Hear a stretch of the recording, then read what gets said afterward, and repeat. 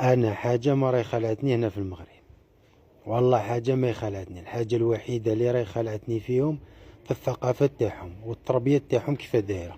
راكم فاهمين واش هي تربيه؟ شوفوا طوموبيلات كيفاش راهم مقاريينهم على صف واحد. راكم فاهمين؟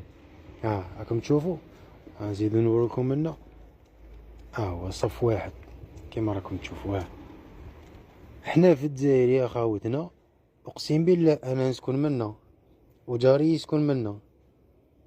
هو دار طوموبيل تاعه عند الحيط وانا درت طوموبيل تاعي عند الحيط.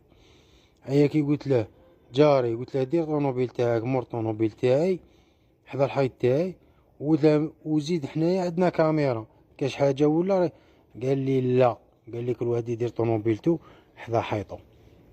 هذو مثقفين هذو. قلت بصح حنا عندنا كاميرا وكاش حاجه ولا. قال لي لا خويا، قال لي انا نحط طوموبيلتي حدا بابي.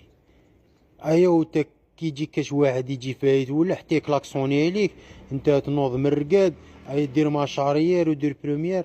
فاهمنا هذو جوارين هذو. الجار باغي غير نفسه، باغي غير هدر تولي تمشي. شوفوا هنا جوارين كيف مسقمين. شوفوا تي عبيك باللي احنا كي راني نوريكم هكايا الحمرة والبعرة. دي ثقافة، دي على التربية، دي التربية فاهمني.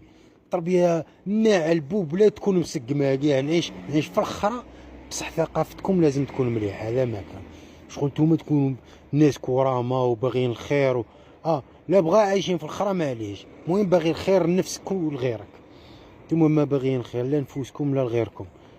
جار ما بغاش يقاري طوموبيل وانا دايرلو الحمايه، دايرلو كاميرا، خاسر عليه كاميرا وخاسر عليه صوالح ولي بروجيكتور وكي تقول له دير يقول لك لا. وبعران جاري اذا تسمع فيها روح تقود ونيك الجار اللي كيما نتايا فاهم.